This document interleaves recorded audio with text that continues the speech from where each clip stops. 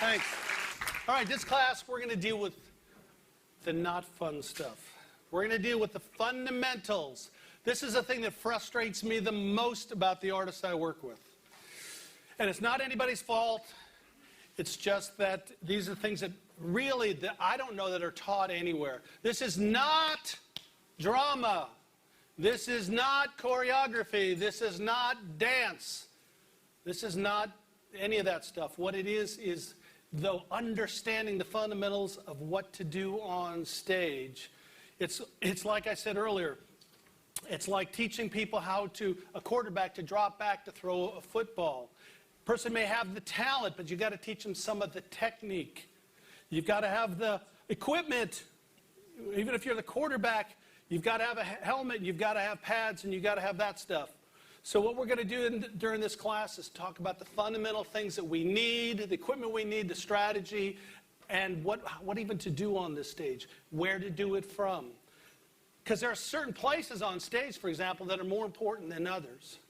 So if you understand that and can apply that to your songs, then we'll be better communicators from stage. That's what this is all about. And always, always, the song is the script. I say this oftentimes. If you're doing an hour concert, 45 minutes, doesn't even matter, 4 songs, do your songs sound the same? Tell me, do they? Hopefully not. 45 minutes of the same. That's what? Chinese water torture. It is. The pressure never changes. But if your songs don't sound the same, why do your songs all look the same? Because they do. And again, it's not acting. It's just being smart. It's being a football coach, and you run the same play every time. That's not really smart. So what we're going to do today, though, is teach you the fundamentals so that when we ask for those plays, we don't have to teach you how to run with the ball or how to do the 5-step drop back.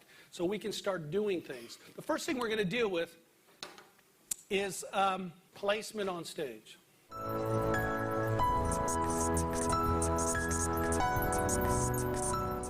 Write this down. Make a stage. Draw a stage, you guys. And what I want you to do is label them A, B, C, and D. And let me show you where A is. On this size stage,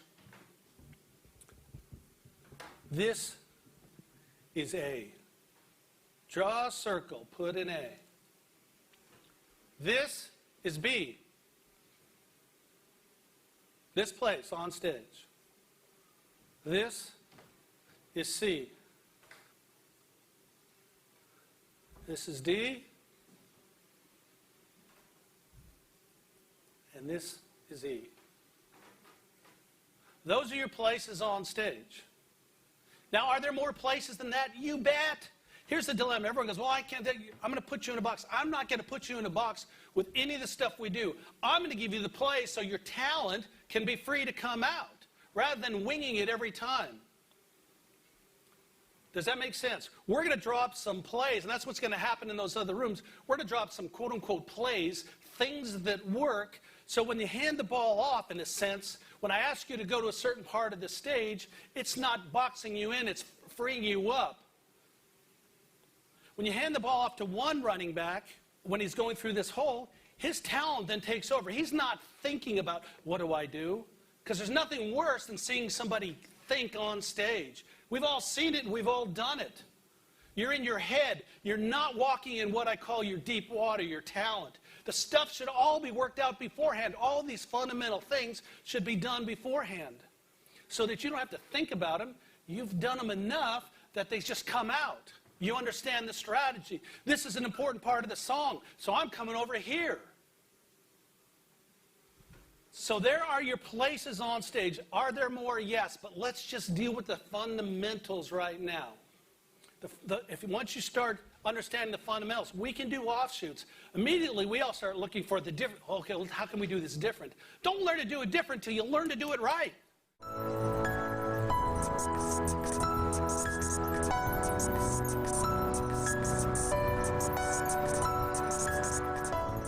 There are 4 ways to get places on stage. Now, are there more? Yes. But this is the 4 basic ways. And I'm going to have somebody come up here in a minute, and we're going to walk through it. These are the kind of things, honestly, that what we call woodshed. How did you learn to play? Who plays guitar in this room? How did you, wow, a lot of guitar players. How did you learn to play the guitar? Did you walk in with your parents and go, oh, give me the Les Paul, sit down and go, yeah, no, here's what you did. You went, you got the guitar. Let's pretend this is your bed.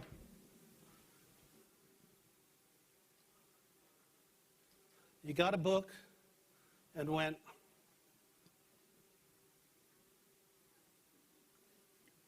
bling, bling, E. That's how you learned, isn't it? Then you went, bling, bling, and then after a while, and then hopefully you start feeling it, and then after feeling it, if you play an electric guitar, you start developing tones and sounds that are unique to you, that sound good to you. That's where the individuality comes out. That's where it comes out. But you got to understand the fundamentals to be able to have the originality come out later. So there's 4 ways to get places on stage. 1, real simple, walk. This is not rocket science. Everyone in this room can do this until the music starts. And then you watch, all of a sudden we get a disease. It's the funky disease. It's the skippy disease. It's the groovy disease. So this is it. In fact, what I do when I'm doing, if I would do a slow song, would be sometimes I kick this heel. And this isn't for a slow song. It's a song I'm telling you about. The lyric. I'm just walking. Now here's the deal. You need to rehearse. Where can you rehearse this? Do you need a big stage to rehearse this? Could we do this in our bedroom, in our living room? Now this is not fun. In fact, it would be goofy if your friends came over there going, what are you doing? Learning how to walk or getting rid of a disease. I don't know. But I'll tell you this. When I or you or anybody want to produce a show and we don't have to teach you how to walk, we can save a ton of time. And once you learn how to do this, guess what? Do you have to go back and learn how to play an E now, guitar players? No. You pull it out of the hat. But no one's ever taught you the fundamentals. So how would we walk to this? Can you crank that a little bit?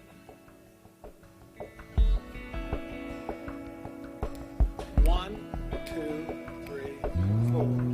Walk with me. 3, 4. 1, 2, 3, 4. 1, 2, 3, 4. 1. No, just kidding. Turn around. 1, 2. Now, can you be spontaneous and come up with a melody? Like, la, la, la, la, yeah, yeah. Turn.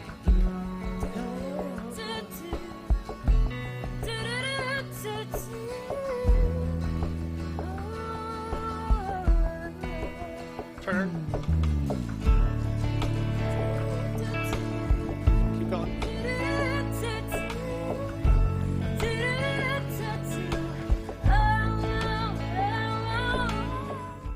The second way people get on stage, and the song is always the script. The song is always the script. It'll tell you what it's doing. And what I mean by that is listen to the music. The second way to get places on stage is walk with authority. This. It's this. Come on. It's got some energy to it. So the song has what? More energy to it than the other one. If you look funny walking, you're going to lose your authority with your audience. You lose authority, they stop listening. So this is not a matter of technique for the sake of technique. It's never for the sake of technique. If you're studying a subject, whether it's cars, whether it's name a subject, whether it's the Bible, you don't study it for the sake of studying it. You study it for the knowledge and what it means. And now, do you want to walk in time? I get asked that a lot of times.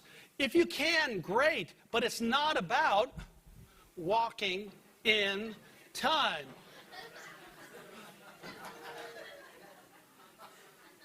You know, what happens when you got something that goes out of time?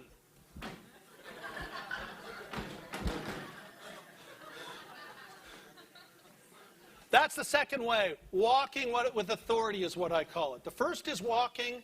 This is walking with authority. Now, this looks so easy until you have to sing, until you have to play. Then everything gets fouled up. It always amazes me how keyboard players and drummers work, because really, two different brains. It has to be. Keyboard players playing the bass line over here and a lead line over here, and I have no idea how they do it. I can play drums if this wasn't involved. The kick, boom, I can, I can play up here, but as soon as you start putting the other beat in, it gets out of whack. Anyone with me there? Yeah, drummers. I don't get them. That's the second way. Moving with authority, walking with authority.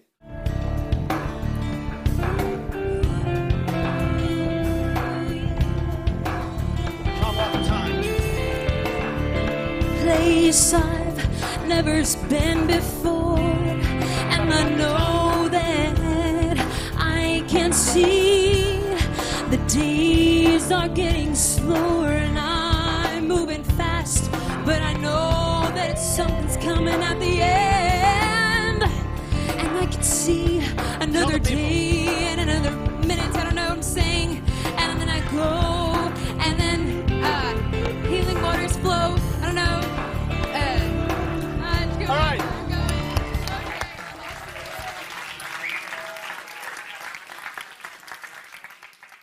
The third way, and this always freaks guys out. Always. Yep, skip. Skip across the stage.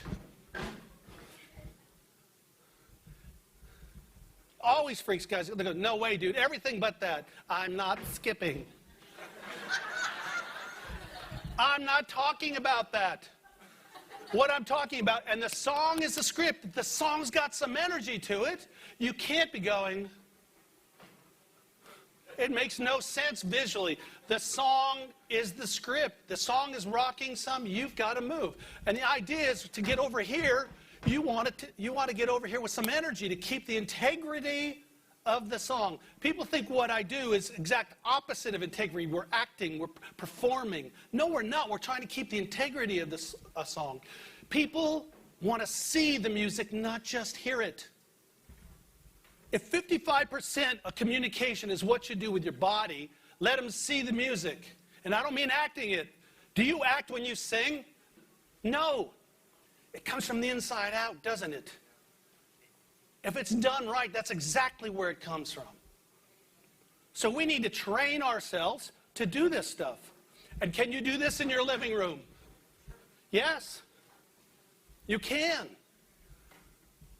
So the third way is skipping.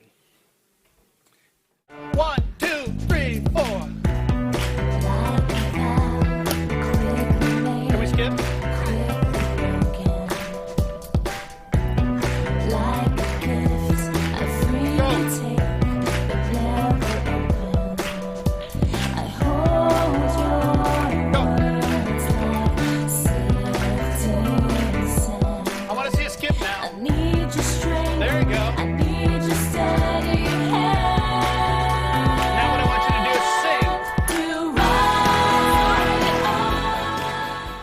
Of you know the last way. And for most of you, in this doesn't apply. But if you're in a rock band, this applies. It's running. It's running across the stage to get people over here involved. Come on. All right, how about you guys over here? Yeah, come on. What kind of song is it? A ballad? I love you, dear.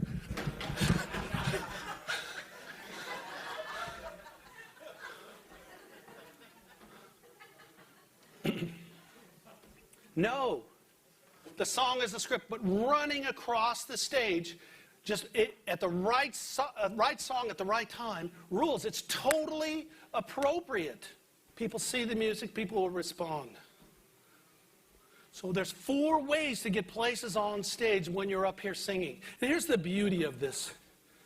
We already know how to walk. We already know how to walk with authority. We already know how to skip and run. So it's not like we're learning from scratch. We're just adding the element of singing and understanding, being able to transfer in our head, okay, what should I do during this song? Is this a walking song? Is this a skipping song? Is this a running song? What is it? Now, we're going to talk about later standing still to sing and how important it is in work and area. We're going to talk about all that stuff, but I'm not talking about that now. We're talking about just the movement. When there are songs that call for movement, we need to move.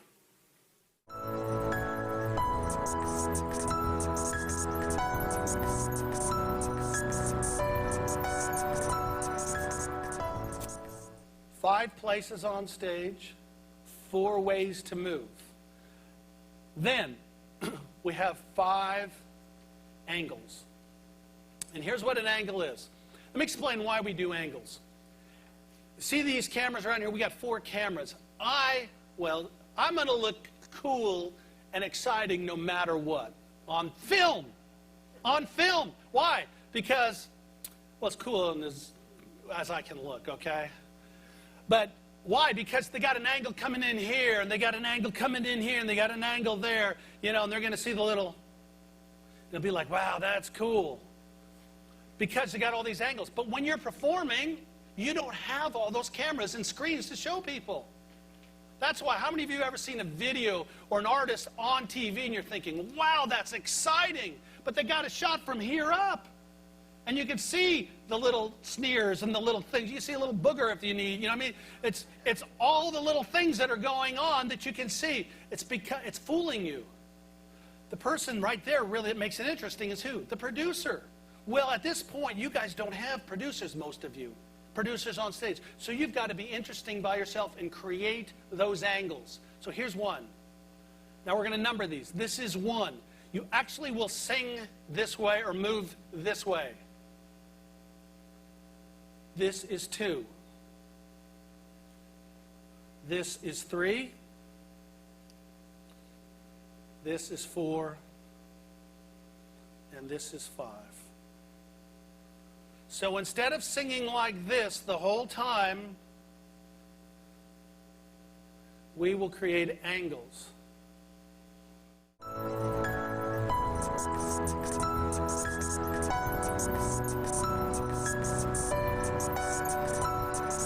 I want to talk about real quickly what I call one-on-one communication. One-on-one communication simply means, one-on-one communication. In other words, I'm looking at people. I'm connecting with one person, not everybody. One-on-one communication simply is learning how to develop a relationship with someone in the audience through your eyes, through your body, through what you're singing, just making that connection. And the very first thing, obviously, is to look at people. Look at people. But when you look at them and you sense a connection, I'll give you an example. When we're asking people to clap, I said this the other day, when you're asking people to clap, you look at somebody, you ask them to clap, and they start clapping, it is rude to just ignore that. That was a response to it's like me going, how you doing? And I walk away. It doesn't really matter. You're not important. I knew you were going to say okay. So what you want to do is, for example, if you connect with somebody with your eyes, your head, your hands, a point. Now, this can get goofy. You can see 5 guys on stage going.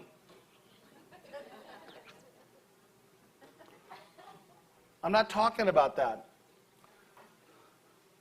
I mean, there's nothing wrong with this at the appropriate time. You've just done something pretty aggressive. You're like, yeah, how's it going? And somebody out there is going, yeah, looking at them, pointing at them, going, yeah, cool, be right back.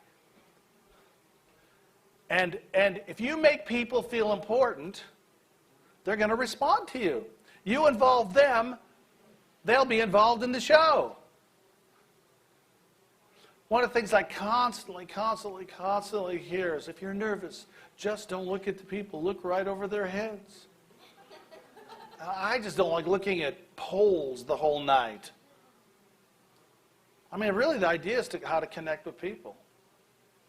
So here's the gestures that I will use from stage. I'll use this, I'll use this, I'll use this. Oh, one more thing. Yeah. I mean, we're having some fun. And people start, yeah, that was fun. You give them a smile back. There's a connection there. You may be terrible that night. No, you may suck. They can't even hear the music because it's but if you're involved with them, they're going to respond to you. Remember I told you the story about when our sound system, literally, we blew the mains. We turned the monitors around. It did sound like, the only time they could even hear what we had to say was when the music stopped. And that was barely when we were talking to them. But because we were communicating with people one-on-one, they responded, because that's what people respond to. See, we think, you've got to hear the words, got to sing this thing correctly. I mean, do we want to sing it correctly? Do we want them to hear the words? Yeah. But does that always work? That's the perfect world scenario. So we have got to learn how to communicate one-on-one from this place.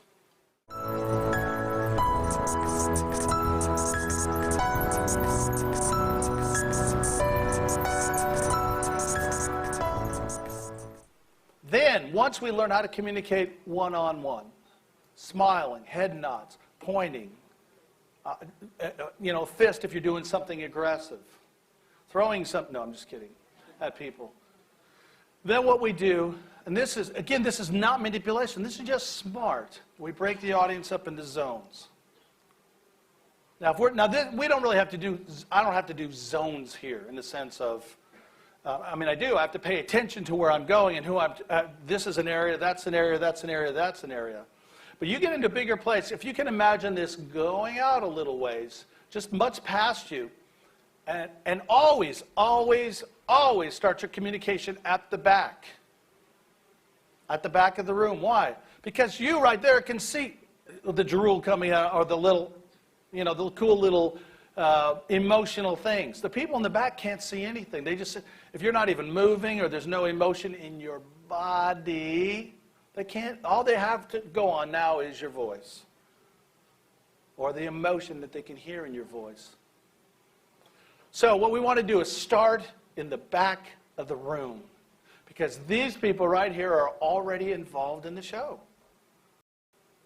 I mean, anyone ever sat in the back of a theater, the back of a church, the back of an auditorium, and you're like, I got to stay awake, got to stay awake, got to stay with this. It's actually work for the audience, isn't it? Particularly when you're tired or something. But when you're sitting right here, it's not really work. You're just drawn in naturally because that's where it happens.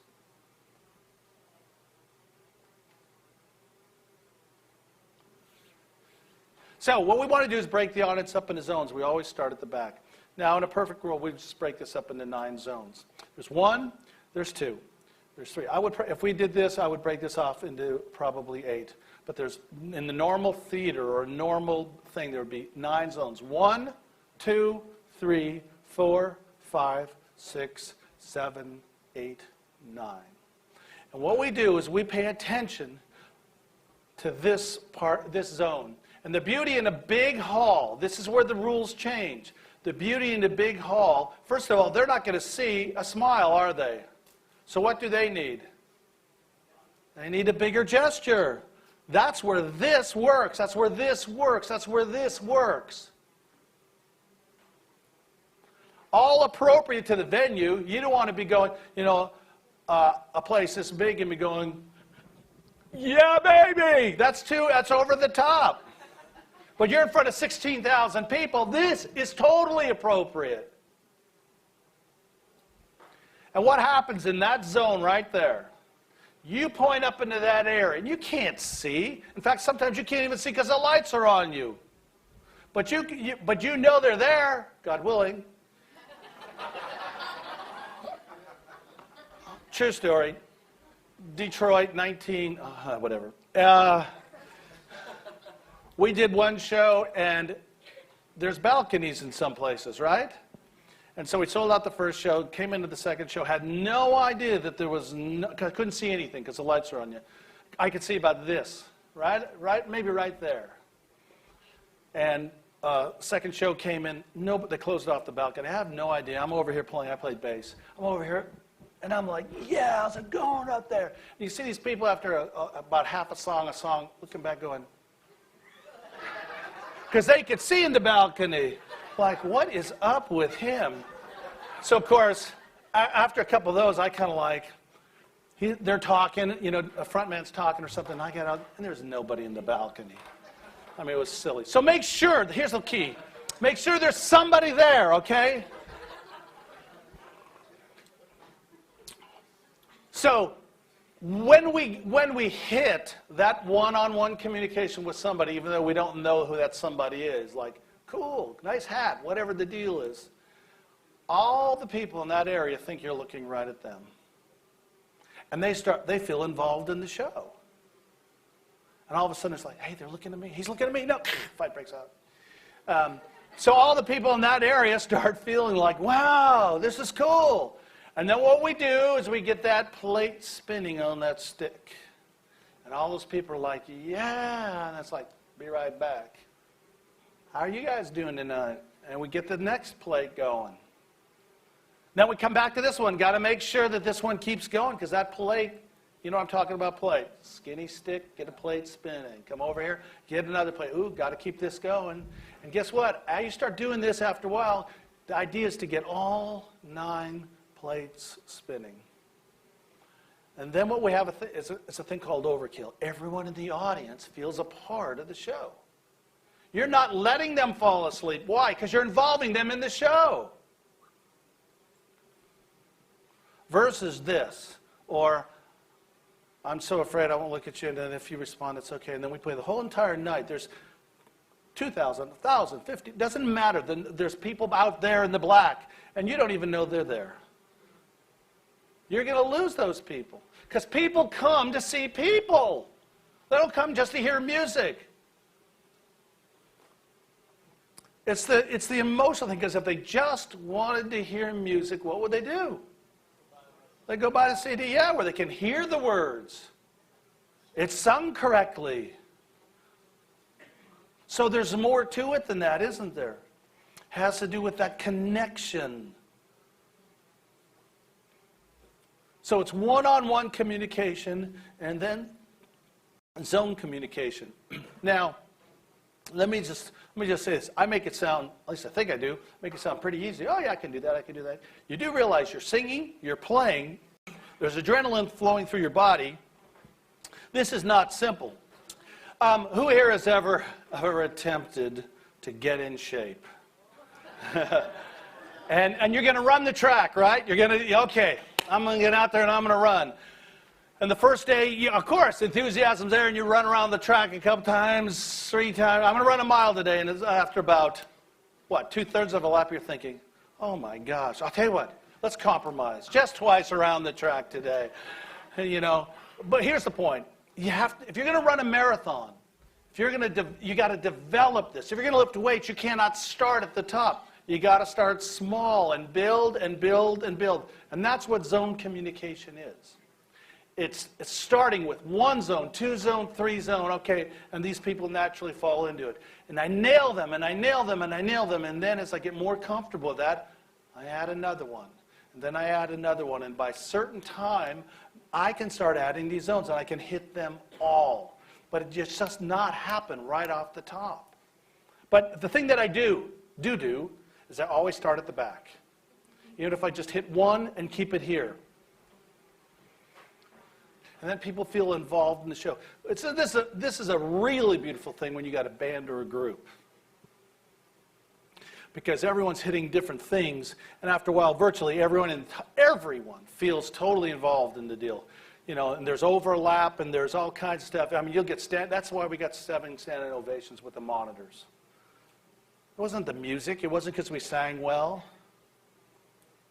I can't remember. This is one of the things. This is one of my turning points in my life towards this. Was our drummer? We were out on the road, and our drummer broke his arm, and we had no replacement. This was. I won't tell you the date again, but it was a while ago, and so he got a cast on, and he had to play with 1 arm, and he was terrible. And he played out of time, which is pretty normal for drummers anyways. But, just kidding. Love you drummers. But it was terrible. We sounded terrible. And it was amazing was the audience responded more. And it was one of those eye-opening things to me. It's like, what is that about? How could we, because we're on stage thinking, oh, they're going to hate us. Why? Because the music wasn't perfect. Oh, no, it's even worse.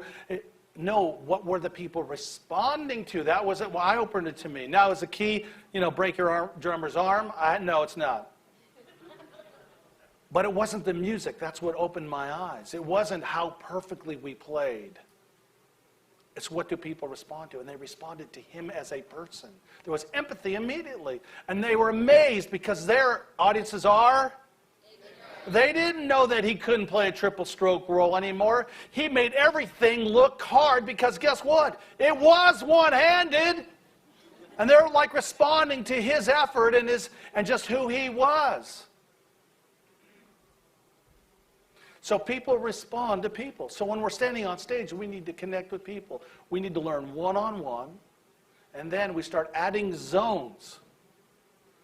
And pretty soon the entire audience is involved in the evening. The show, standing O, standing O, standing O, standing O. So we need to learn one-on-one communication, zone communication, and understand that people come to see people, not just hear music, not just to hear words. They want to experience moments, and one of those moments is it's a human thing. It's looking at each other. It's the smile. It's the pleasantness of who you're. People want to like you. How do they like you? You think by your music and playing perfectly. No, it's who you are. Because who you are is more important than what you do. So how do you communicate who you are? From stage. One-on-one communication.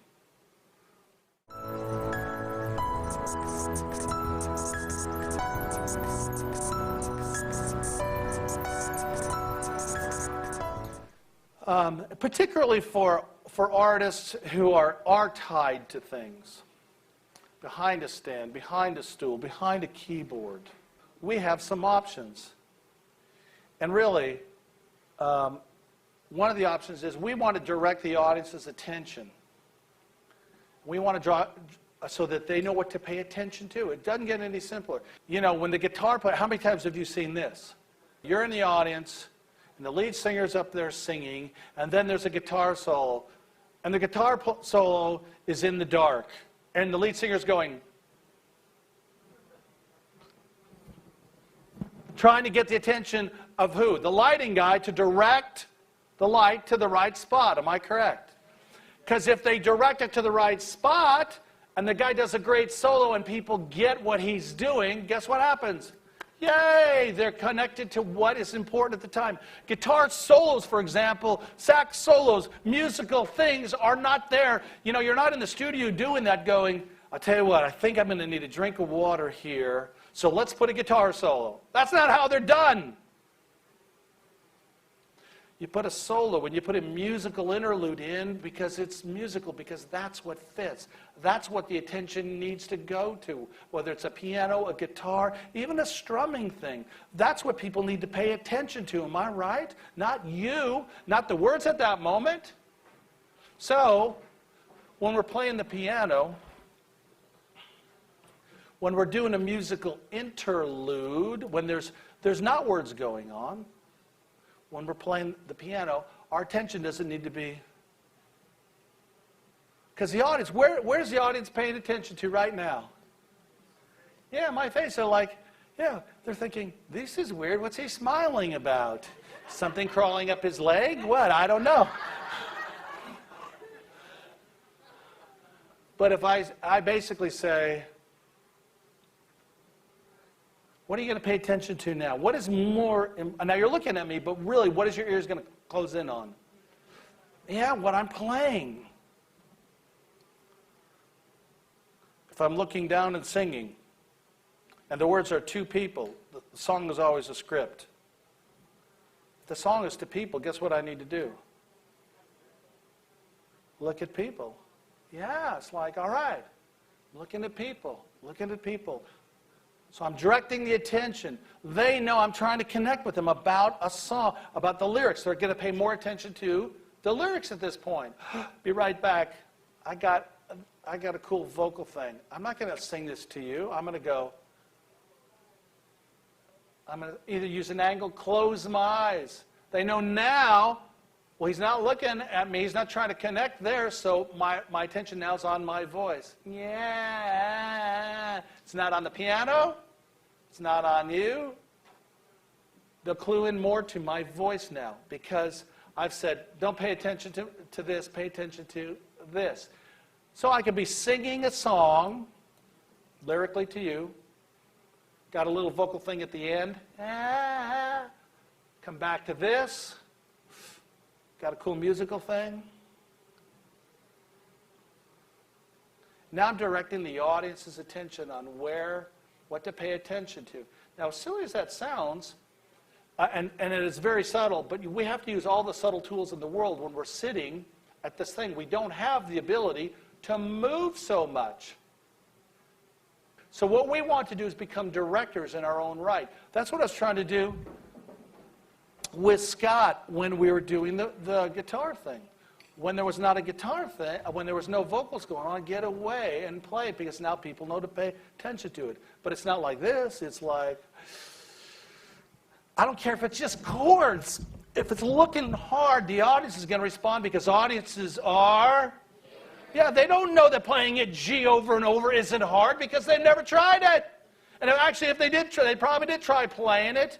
And oh, golly, that hurts my fingers. So that must be painful or something. I don't know. But when we come back to here, now they know to pay attention to this. We're directing their attention. It is subtle, but it is huge, particularly when you get into not a lot of movement. So if I'm stuck behind a microphone as a banjo player, am I singing too? I mean, even a pivot, subtle things, particularly if I'm doing something that is, fast or really cool. I mean, you can do this. That at least gives me something. We're directing the audience's attention. And now they know what to pay attention to. Rather than this, not a clue in the world. We're always doing the same thing. That's what we do. We generally do the same thing all the time. Last night was Charlene. Was it Charlene? When she was playing the hammered dulcimer. There were a couple times when she looked up, she's playing this really cool thing, and it's like, hi, everybody. And we're thinking, anyone think, like, well, that's interesting? Because we're paying more attention when she's, like, into it here. Am I correct? Then it's like, just kidding. It's really not hard at all. So what we need to learn how to do is direct the attention of the audience. We're singing to people. Be right back. I got a vocal thing. And we'll work on this tonight. I want three of you guys to get up on stage tonight.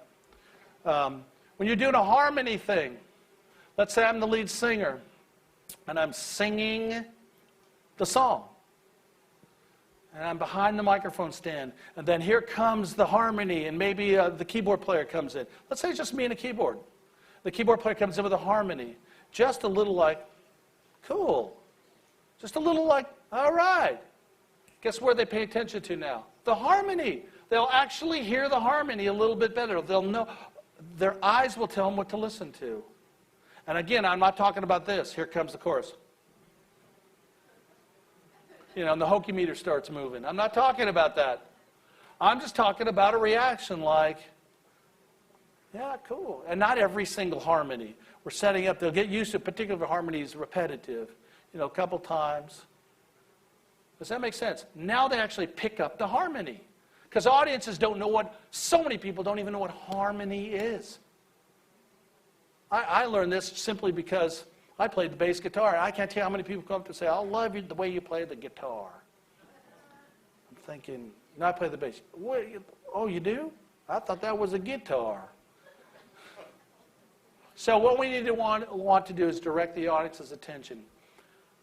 We sing to people, that's where our attention needs to be. It needs to be to our instrument at the appropriate time. And our instrument can be this for singers. Instrument. It needs to be to each other when we're on stage. If you're with other people, there's a time just to look at each other and turn to each other. And then when you close your eyes, when you're in angst, you don't be singing to people when you're, it's like this painful thing about your wife and you're singing to some guy in the third row. You know what I mean? That's a little weird. That's okay time to look over their heads or be lost somewhere. Close your eyes. That's the appropriate time. You don't want to connect with them. I don't want to share my pain right now. So we need to direct the audience's attention. We are the directors at this point. We don't have lighting crews. We don't have all the stuff so let's just do it from the stage. This is not easy either.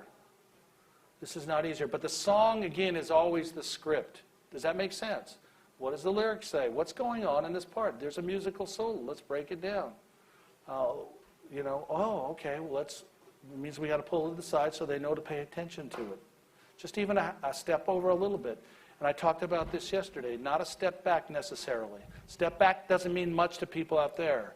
Can you see the difference between that and this? A step either way? I mean, it's huge. So, on all these things, from the walking to the pivoting, to the work the area, to learning to get comfortable with your body, to directing the attention, to zone on one-on-one and zone. And now let me say this. This is no lie. When we would get ready for tour, we would take our posters, we had posters, and we would put them around the rehearsal room. This is no lie. And we'd be like, we'd draw funny faces and stuff, because it's weird looking at yourself communicating with you. Yeah, how you doing? All right, good. Be right back. Oh, you're over there now. How'd that happen?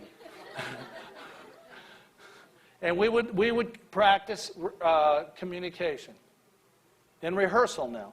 A lot of this stuff is simply fundamentals that you can do in your bedroom, in your living room, in a rehearsal hall if you have one, or any sort of stage. But a lot of stuff doesn't even have to be on a stage. Just can be right in your room. Learning how to walk, learning how to skip.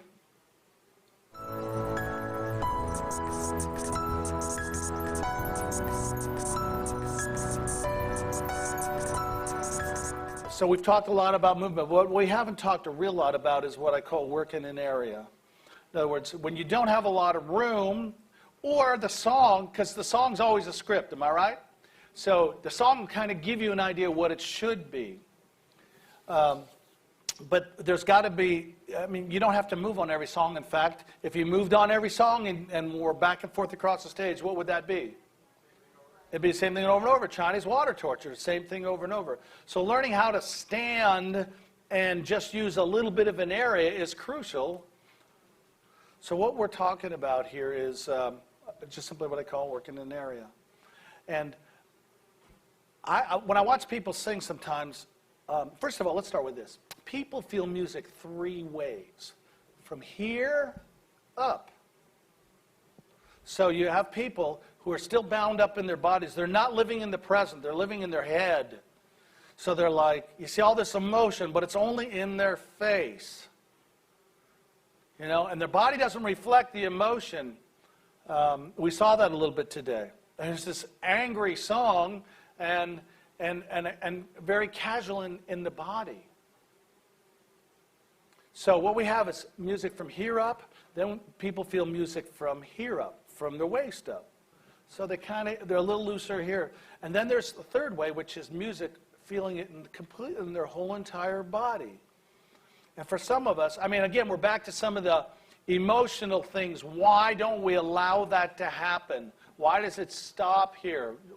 Fear, training, background. Oh, I can't do that because I'm something. Shy would be one of those. But the truth is, in most cases, it has to do with we don't know what to do, so we don't do anything. Or I'm just afraid to try something. A lot of people think it's humble to not move. Somehow that means humility. That's insane to me. That's false humility. Humility is allowing yourself to completely express yourself and take the shots as they come, because people will criticize some people. And those are the people, unfortunately, that are critical. But the audience expects you. When you see an artist totally into it, inside the music, you're not going, wow, that's weird. Are you? No, you're going, yeah, that's it. That's it, sing it. But here's the problem. We're back in our head. That's okay for that artist because they're them. But for me, I can't do that because it's me. And you know me, I'm just little old me. Not sure what I'm allowed to do. So when you don't use your entire body to express yourself, because communication is what? 15% content, 30% tone or emotion, 55% what you do with your body. Is this emotional or is this emotional? You communicate emotion by your body too, particularly to the audience out there. And we're always saying it's got to be in our voice, got to be in our voice. If the voice is, if they can even hear the words and they can really hear our voice, that's 15% and 30%, that's 45% of it. Not enough. Now, some people are going to get it. But the idea is show them the whole package. The whole package. 55% is about it. You want to see the music, not just hear the music. Now, some people say, oh, that's the problem. That's it. It's acting. This is not acting. It's the last thing in the world. Is music emotional to anybody in this room? You better believe it. It's the thing that's the reason you're here. It's why it moves you. It moves you emotionally. Then why are we afraid to show that expression, that emotion? Why? I don't know. I tell you this, when I get angry, not that I ever do, at my wife or my kids, I don't go, oh, I'm really angry at you guys. Will you please stop hitting your sister over the head with that baseball bat? Because that makes me really angry. I'm like, stop it! Stop! Isn't that more appropriate? But for some reason, when it comes to the thing that we want to do, love to do, we close up. So we've got to get through the emotional things, the psychological things, the spiritual things, whatever you want to call them, the things that go on inside us, to free us to go past that. But we also got to learn how to do it. We have to learn how to do it. So here's what we'll do. Learn to sing a song. See this hip? Throw your hip this way. We talked about angles earlier. Sing a song this way. You watch Barbra Streisand sing, and she's just like leaning back on this leg, legs back here. She's just comfortable being able to sing this song. Then she wants to sing to that part of the audience. She doesn't go. All she does is, and she wouldn't call it this, and she don't even know she's probably doing, is what I call a hip shift. I hit this, send the hip this way, and I sing to people this way. Can you see that? And then I can sing to everybody this way. I'm on the balls of my feet, I'm not on the back. When I get emotional and I'm trying to lean in and tell the crowd something, I don't do this. I do this. I lean back. So, when we've got a limited amount of air, we learn to use these things just in one area. If we want to use a little bit bigger area, all I do is this. It's just what I call a cross step. I just move my foot over here and pivot over this way. That's it. Do it over here. And this is all my space. That's all I've got. I can't use the whole entire space. So I'll cross my foot, walk over here, and sing over here. The idea, what we're trying to get away from is this.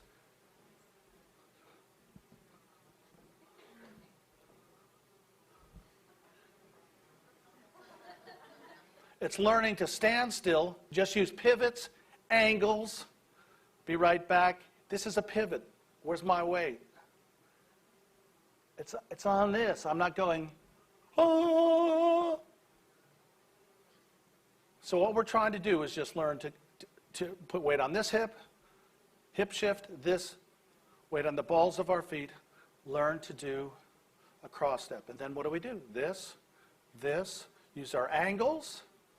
Our payoffs are we're leaning into this or we're leaning back, but where's our weight? It's not, that looks uncomfortable, doesn't it? We want to commit to this thing, commit. Give me a little groove. Come on. Give me a little groove. Then I want you to shift your hip. If you need to, hit your hip and just shift over to this way. Move your microphone. Back to the other way. Now, we're doing angles too. You get that? We're looking over here. Then we're looking at this side of the audience. Now we're going the other way. Now come to the balls of your feet, straight ahead. We're doing it to everybody. You're not leaning back. You're on the balls. You know what I mean by that? All right. Now to this side again. Now to the other side. Go. Balls of your feet. And then what I want you to do, we're going to go this way, what we call a cross step. Cross step the other way. One more time. One more time. All right.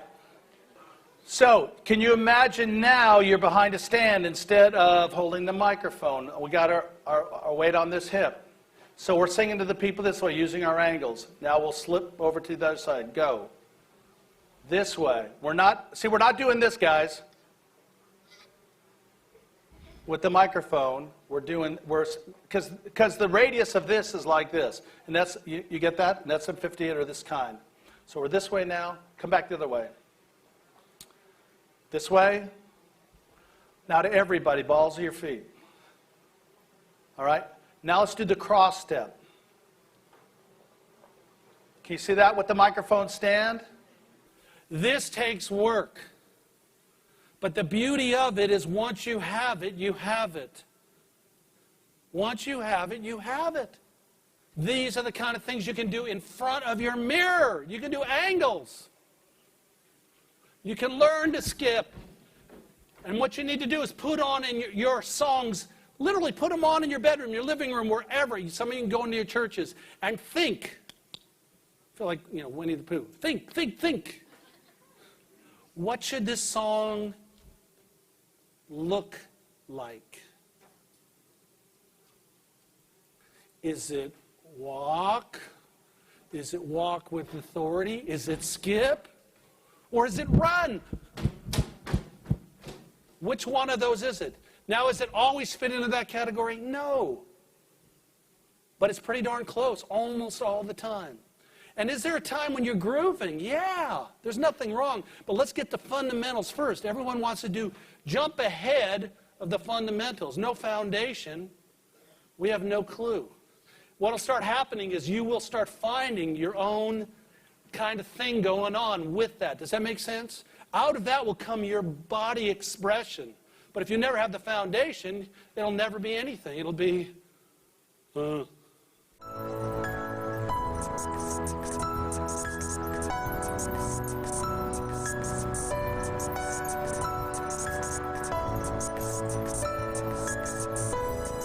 we're going to talk about cutoffs and accepting applause. A cutoff is, play that G chord again, and you're watching me. No,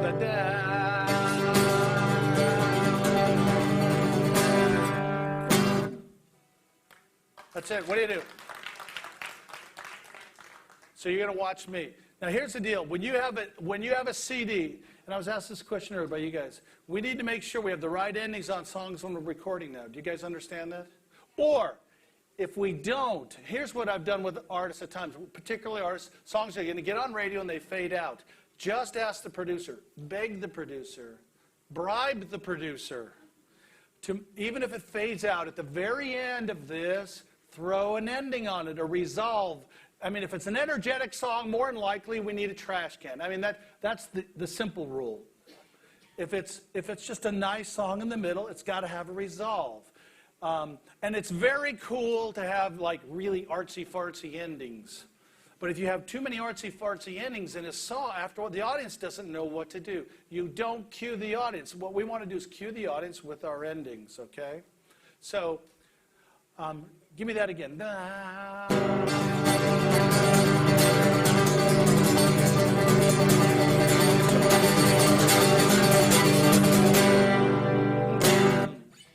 All right. So what we're going to do is I want to get some people up here accepting applause. Because here's the correct way to accept applause. Let's try it again. 1, 2, 3. Yeah!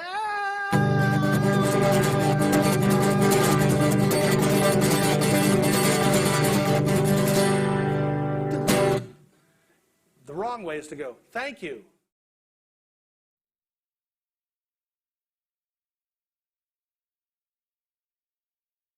The wrong way is to go, this. The wrong way is to go.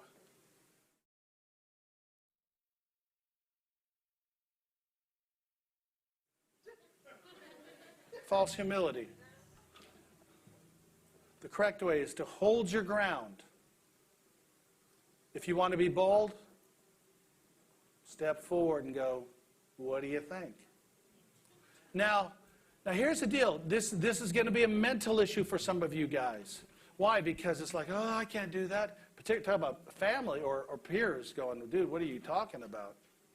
Now, this, you got to understand, this is a cheap man's trash can. Normally, if you have a track, you can go, da, drummers go, ba, ba. And the reason we do this is to show who's in charge. Now, how many of you are track people? Here's the beauty of practicing cutoffs and accepting applause, is the track is going to end the same way every time. You don't have to worry about the drummer or the guitar player getting it right. But how many of you guys do live music, maybe use a drummer or that kind of thing? Ooh, a lot of you, okay. Well, here's the deal. Already I know when you do do it again, there's got to be an anticipation note. When you're doing tracks, there doesn't have to be an anticipation note because the track's going to end the same way every time. Now, here's the dilemma you're going to have to cross. There's a couple. One is, when that thing happens, here's what a typical artist will do that has a drummer. Go ahead and do it again. Yeah!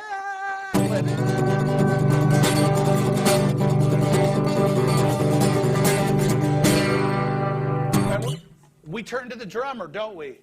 And we let him lead the deal. Am I correct? It's wrong. We're giving our authority to who? Big mistake. Big mistake.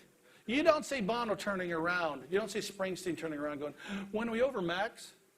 He's out here going, oh. So we need, if we're doing live music, we need an anticipation note. Now listen, you do not have to do this.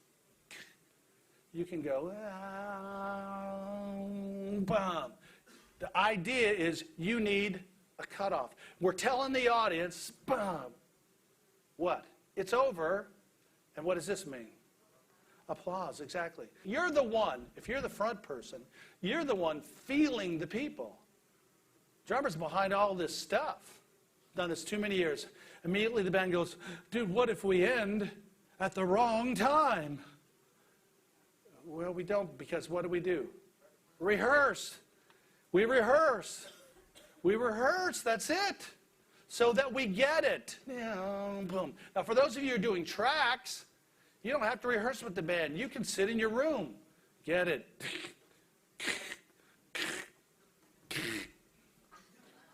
You get it? You know, I don't want to tell you exactly how to do it. I'll do a cutoff like this. Bow. That's my cutoff. But there's people that'll go, bow, bow, bow. You got to find your own way. That comes back to, what's that four-letter word? It is. And it's finding something you're comfortable with. Now, I'm not doing this. Do it again.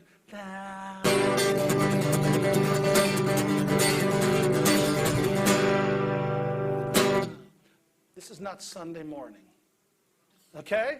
You with me? Every one of you said to me, gee, I want to do this for a living. Yes. So which means we have to do a more than one song kind of deal. We're going to do this 3 or 4 or 5 times during an hour, hour and a half show. We better get good at it. Because once we start doing this, here, give me the guitar too now. How many of you play guitar? All right. When you're ending a song on guitar, first of all, the good news is you're in control of the guitar. Let's say you're alone, or let's say with your band, doesn't matter. With a band, you will give an anticipation note, which is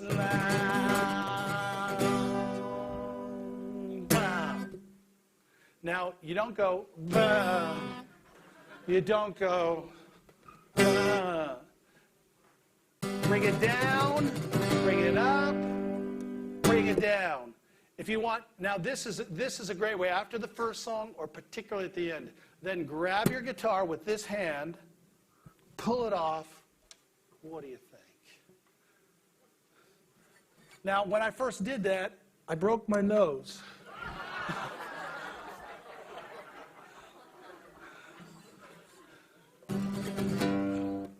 So guess what I did?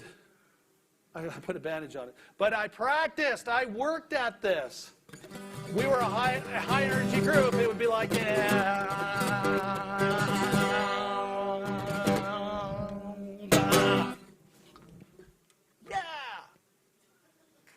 And the people know exactly what to do because we put the right ending on the song. We've told them, what does this mean? Come on, what does that mean? More. What does this mean? Less. That's exactly it. So practice. And I guarantee you, if you're the guitar player and you're in a band, here's what you're going to do. Is it okay? And here's what we're doing. You can just see it immediately, just in your body language. What are we giving up? We're giving up authority.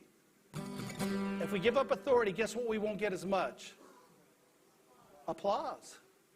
Which will mean not as much peer pressure in the room, which will not mean, are you tracking the whole momentum of this? Yeah.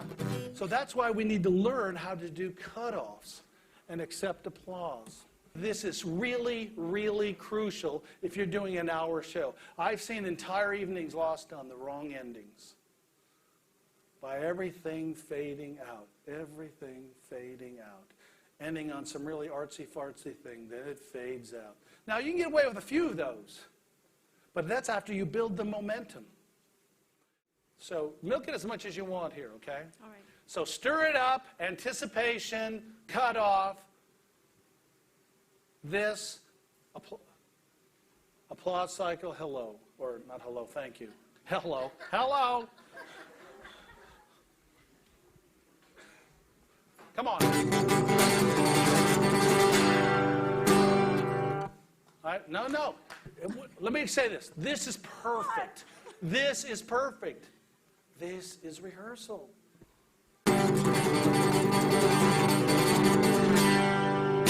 Yes. Pull that mic down. Now don't hold it. This. Point. Thank you. Try to not wander as much. So we're gonna plant ourselves. Bound. Bound. Come on. That's it.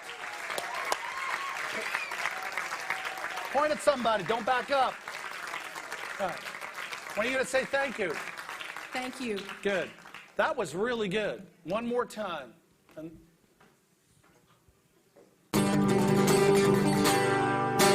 yeah.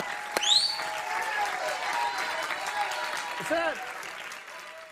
Can you sense that after you do that a while, you're going to get comfortable with this stuff? You're not going to think, okay, lift my hands, shake it up. It's just a normal thing. You'll start feeling normal about walking, talking, skipping, the whole deal. You'll get those fundamentals. Now we're developing the artist. Now it makes it easier for somebody to produce the show.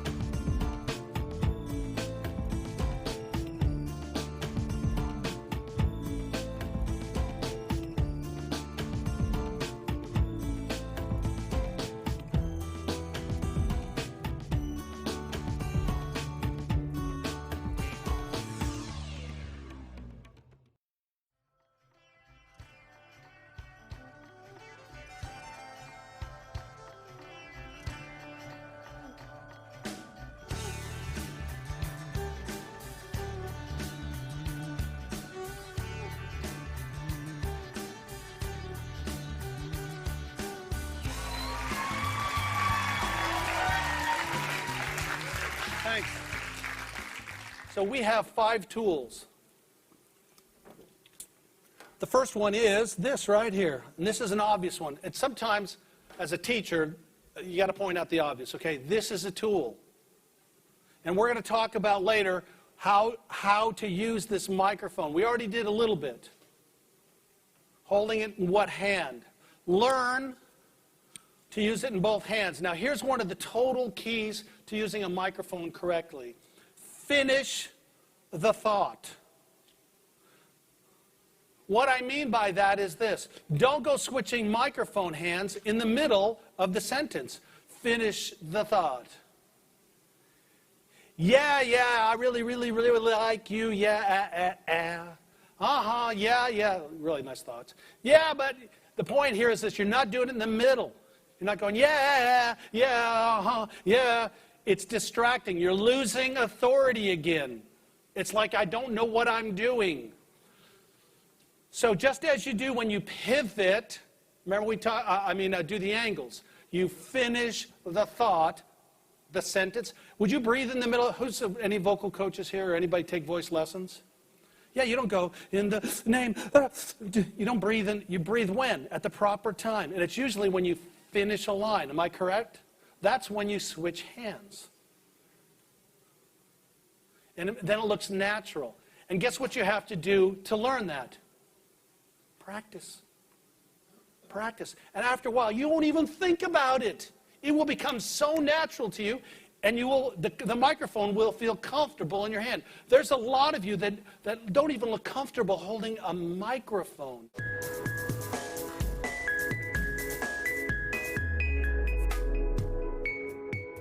Here's the Sanger's thing. I don't even know how you guys do it. You know, it's the Whitney Houston thing that I want to go up there and say, stop! So, microphone, this is your tool. Learn how to use your tool. If you're going this way, mic in this hand. If you're going this way, mic in this hand. If we're walking this way, hold the microphone in, the other hand. There you go. You're more open to the audience.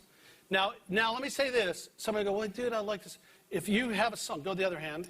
If there's a song that you're like, if this song is, there's some pain, want to cut the people off, this is the right hand. Does that make sense? You're cutting the people off. Don't forget about you. I'm in my pain. But if I'm trying to sing, do is not pain. We're going this way. Microphone is in this hand. We turn around. Microphone is in this hand. Now, do some of you hold the microphone in one hand all the time? Yes. So guess what we got to do in our room? Learn to change hands. Learn to change hands. And we're talking with our hands. Ladies like to talk a lot with their hands. There's nothing like, yeah, all right? So let's try track 2.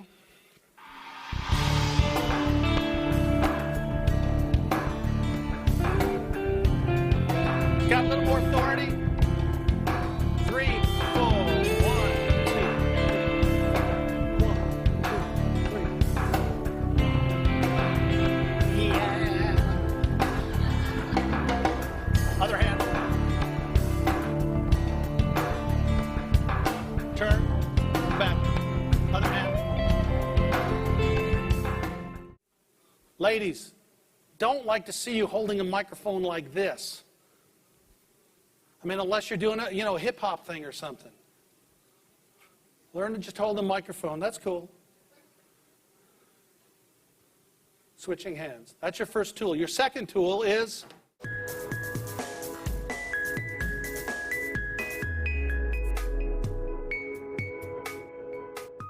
There's people that made a living out of this stand.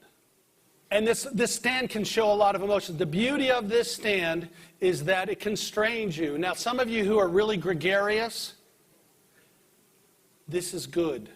Because what you do, all the stand is good for is when they introduce you, is it's there and you grab the microphone, and the whole night, you're just out here. That is a Chinese water torture. It's the same thing. I don't care how much. I remember talking to so many artists, particularly bands, tell them what I do, and they go, oh, dude, we rock. We run around the stage all the time. I'm thinking, yeah?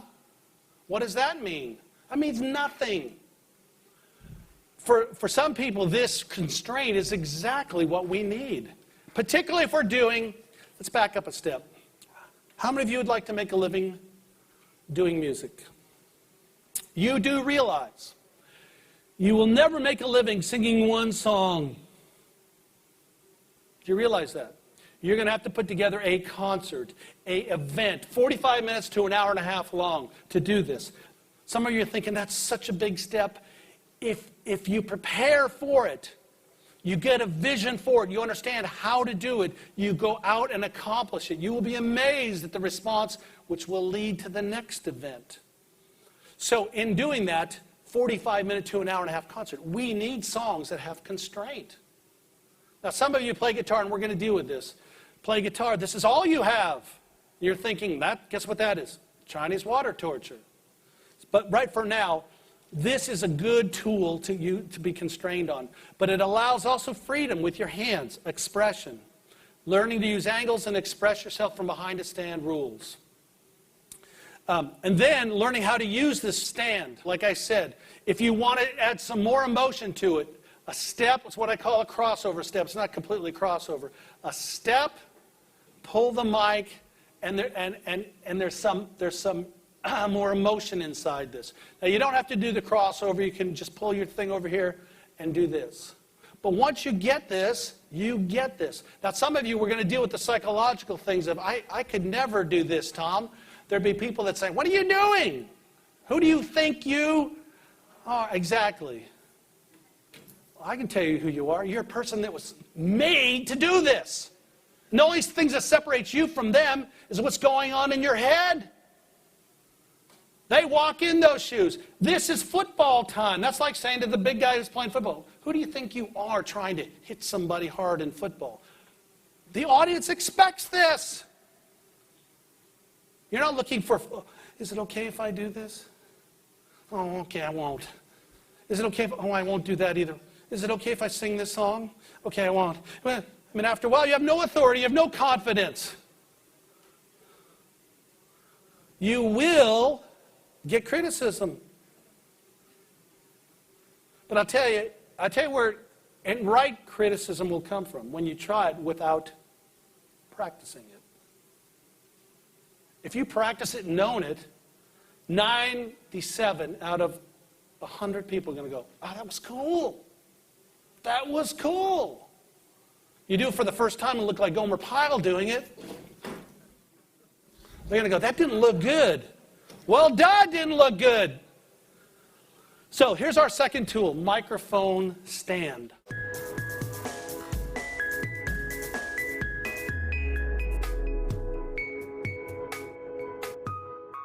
Our third tool, and this is huge. Some of you may not know it or believe it, but this right here is a huge tool. What does a stool say to an audience when you sit down? It says slow song. I'll tell you what it tells them. Listen. Listen, because when you're standing, they expectations of the audience change as soon as you sit down. When you're standing, they expect you to do something. When you sit down, they don't expect you to do anything. They now pay more attention to what? The words. So what songs might we put here? Message songs. Songs that are important lyrically to us. They will be way, way, way more powerful if you bring them down here. And guess what we do on our stool? Angles. Yeah. And this is the correct stool. You notice 2 rungs. And instead of putting the stool like this, when you do your angles, what will happen? You put it like this. Makes perfect sense. So guess what? I'm singing to you, I'm singing to you, I'm singing to you here. I'm using my angles. And then I might sing my verse and my chorus right from here. Then there's a musical interlude. Here's all your movement is in the song. It's called move, bottom, over here. Change microphone. And guess what? I do the exact same thing from the other side of the stool. You tracking with me? Yes or no? Yes. This stool is so good because it can do so many things. There's a song called Super Glue Stuck on Bottom song is what I call it. And that's the kind of song that is this. doesn't have enough snap to get up and walk around, but it's kind of got a groove. You can do a song like that. This is not the kind of song that has snap. Can you see that visually? This is more tender. Guys, I wouldn't do this one too often. But ladies, this is perfect for you in the right song. There's this. The song builds. Here's how you build a song visually on a stool. Starts here really quiet. Here comes the next part where the keyboard comes in. Can you see that? Just a little teeny build. Here's the chorus to everybody. Here's the vocal thing. Ah, ah, ah. Now there's a musical interlude. Turn around. Come back. Keyboard's probably still in. Here we go. Here we go. Here we go. Here comes the bridge. It's got more power. Yeah. That's what I'll be doing the song. Tracking with me? Yes or no? Here's our next added ingredient.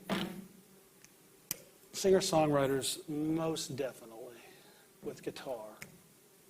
Now, we would use a boom stand. You realize that. But it doesn't have to be singer-songwriters only. This is vocalists. Guess what's free? My hands, yep. Very cool to talk with your hands. And then guess what we can do with this? We have so many options. So here's the deal. Learn how to use this this stool. There's even this. What does this tell people? Is this a casual song? Or is this a casual song?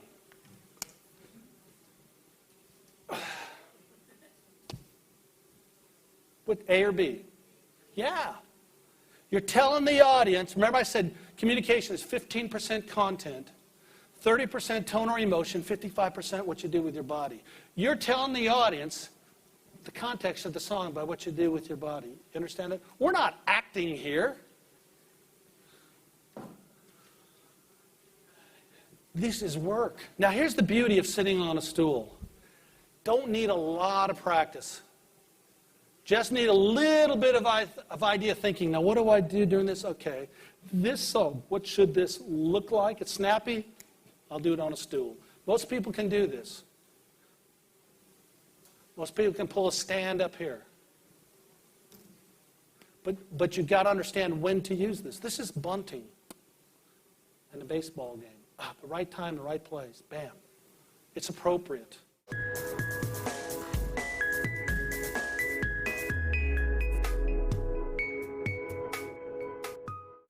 The next tool is a headset. Now immediately I know there's psychological things. I can't use a headset because, yell out a name. Who uses it? Madonna? Garth Brooks? Who else? Brittany. So we immediately think it's cool. Exactly. Listen, this is not rocket. I'm just a plumber. This is it. It's goofy. Okay, that's right. They use one. So I can't use it. Let's see. Who uses these things? It's not cool because I know people that use this too. Can't use that because I know people. It's goofy. It's goofy. And who's going to tell you it's uncool? Some peer who's afraid to take a chance. It's goofy. All it is a tool. How you use it is what makes it original. It doesn't have to be dance. When we get into singer-songwriters and bringing them up here on stage, I'm going to get a headset. I'll tell you what will break you out, changing the pressure on the audience. Now I'm singing behind a stand. Now I'm singing on a stool behind the stand. Now I've got a headset on, and I am changing pressure on the audience. And I'm singing here, and I'm singing here, and I'm singing here. And immediately, I know this is a psychological thing we got to get through. And sure, somebody's going to criticize you. Absolutely. But I'll tell you this. Here's your choice. Get criticized by a few peers, or learn to make a stinking living doing what you want. I mean, really? Which one do you want? Be cool? well, God, the reason I really didn't go for it was because my best friend said it wasn't cool. Sorry, Coach. I'm not going to wear a helmet because everyone else wears a helmet. I'm going to play football without a helmet because I'm cool. So our fourth tool is a headset, obviously at the appropriate time. The appropriate time. Did that make sense, why we would even use a headset? Now, the dilemma on this tape is people who are not country artists are going to go, well, that's okay for country, but what about rock? Has nothing to do with the song. Has everything to do with changing the pressure on the audience. If you understand your zones, the type of song, you pull that out of the hat. Now, there's actually some people that they actually should wear that more than they use a mic stand. The opposite way around. That makes sense for the more gregarious, the people that are out in your face more. But I wouldn't do it the whole entire night. Let's give him a hand. Okay.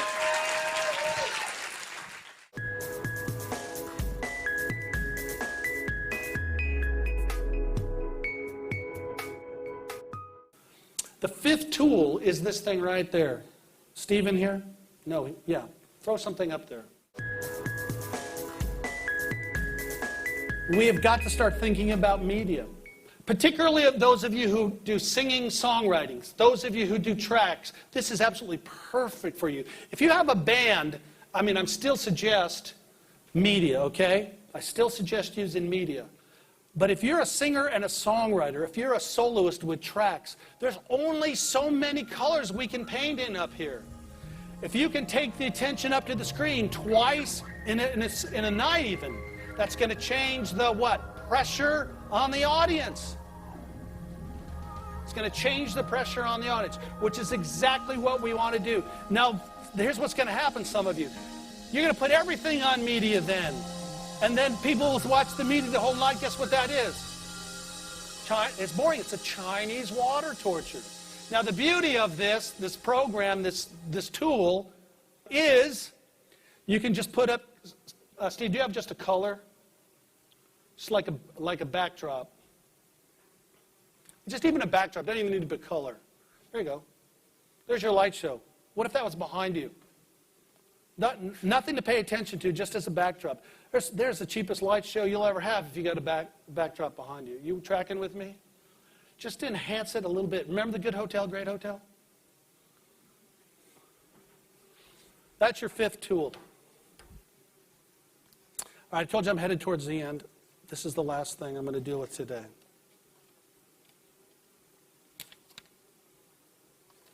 No, actually, this is the last thing I'm going to deal with today, this day on the technical, the fundamental stuff. Does this fundamental stuff make sense to you? I cannot tell you. I'm just the producer begging for you to understand the tools, run the tires, do the fundamentals, learn those things so that when it's time to produce this is artist development, this is not show development. But if you can actually do these things, your show, your product is going to be so much better. What it is it's embarrassing. It's humiliating. It's, whatever words you want to put into this, because in our head we're thinking, I've been on stage 20 years. I know this stuff. Well, no, you don't. I'm a plumber. You don't. You have to relearn stuff. You have to do it in your room that no one even knows you're doing it, okay, please? Don't tell anybody, but all of a sudden people start going, wow, what's different about your show? Wow, you look confident. What did you do? I walked in my bedroom for over and over again. I learned how to skip again. Really, I'm telling you as a coach now, as an artist developer, kicking you in the rear in love, you don't do this stuff and you don't want to do this stuff, you might as well go home